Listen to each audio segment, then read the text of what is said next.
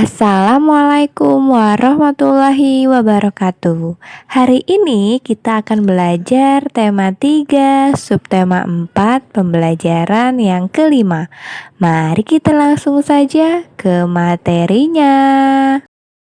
Pernahkah kamu memperhatikan terjadinya hujan? Pasti pernah ya anak-anak.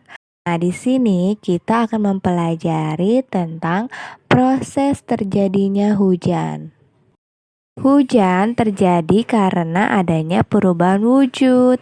Sebagian permukaan bumi berisi air, ada sungai, danau, kolam, dan lautan yang terisi air. Air di permukaan bumi menguap karena terkena panas matahari. Nah, uap air akan berubah anak-anak menjadi awan. Nah, awan akan mengembun menjadi titik-titik air. Kemudian titik-titik air ini akan jatuh ke bumi. Nah, itulah anak-anak terjadinya hujan. Perubahan wujud yang terjadi di sekitarmu merupakan perubahan alami. Perubahan yang terjadi di alam inilah yang patut disyukuri. Di sini ibu sudah mengurutkan proses terjadinya hujan. Pertama, air di permukaan bumi menguap karena terkena panas matahari. Yang kedua, uap air akan berubah menjadi awan.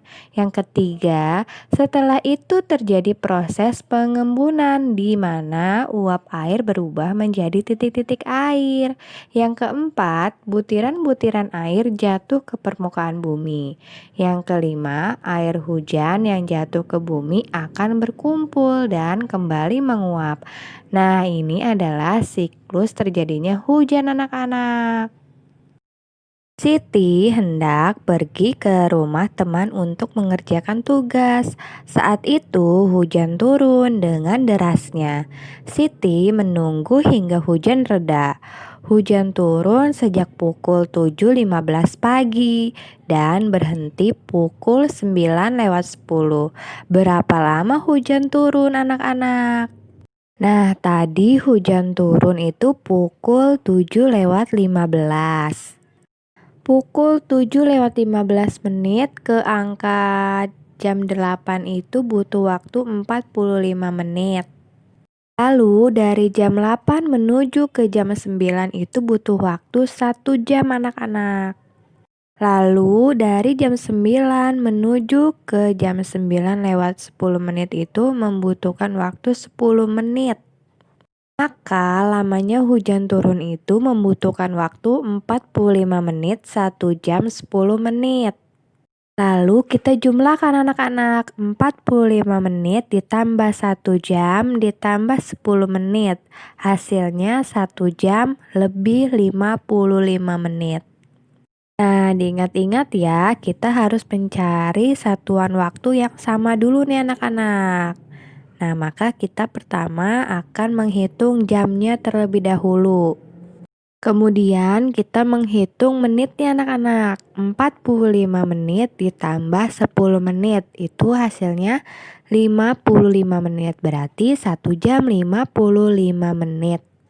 Jadi hujan itu turun selama 1 jam 55 menit. Udin pergi ke sekolah diantar ayah. Udin berangkat pukul 6:25 menit. Perjalanan dari rumah ke sekolah membutuhkan waktu 30 menit. Pukul berapa ya Udin sampai di sekolah? Nah, kita jumlahkan anak-anak.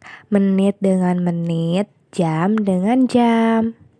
Nah, pukul 6:25 menit itu Udin berangkat ke sekolah. Lalu lamanya perjalanan ke sekolah itu membutuhkan waktu 30 menit. Lalu kita jumlahkan anak-anak. 5 ditambah 0, 5. 2 ditambah 3, 5. Nah, 6-nya kita turunkan. Jadi hasilnya 30 menit setelah pukul 6:25 adalah pukul 6:55. Jadi Udin sampai ke sekolah itu pukul 6:55. 4 jam sebelum pukul 6:20 adalah pukul.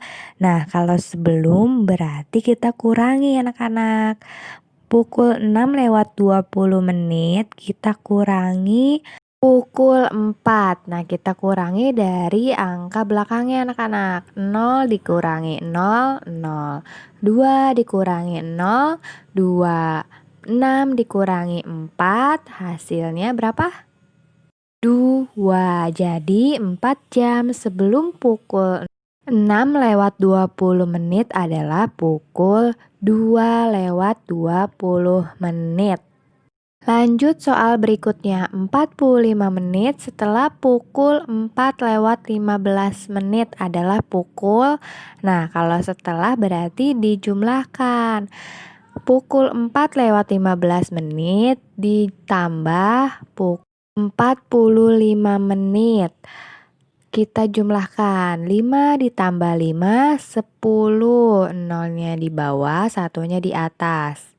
1 ditambah 1, 2. 2 ditambah 4, 6. Nah, anak-anak harus ingat bahwa 60 menit itu adalah 1 jam. Jadi ibu tidak akan tulis 6-nya ya. Jadi ibu tulis angka 0.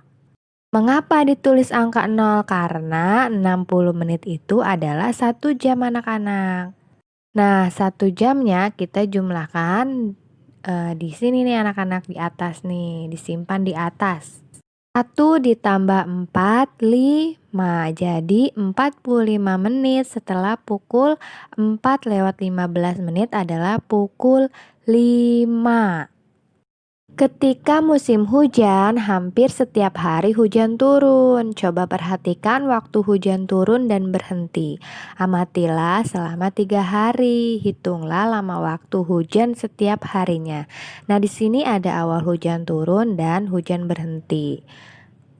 Nah, di hari yang pertama hujan turun itu pada pukul 5:30. Lalu hujan berhenti pada pukul 6:45.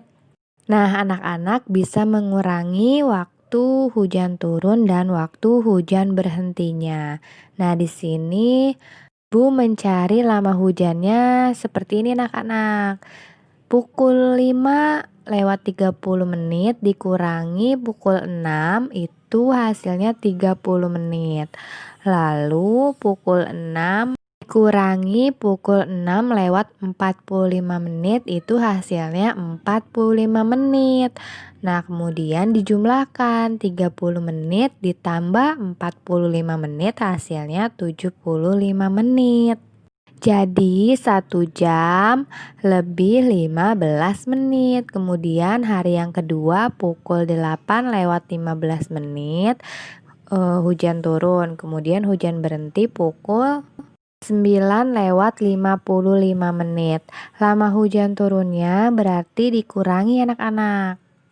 8:15 dikurangi jam 9, hasilnya 45 menit.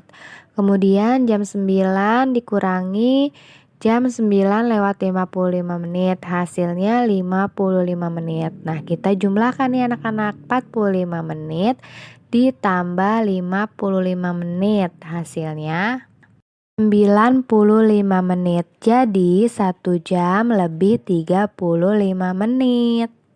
Saat musim hujan, jejak sepatu siswa membasahi lantai sekolah. Akibatnya, lantai sekolah menjadi basah dan licin. Udin berjalan dengan cepat karena takut terlambat masuk sekolah. Udin tidak memperhatikan lantai yang basah dan licin. Udin pun tergelincir.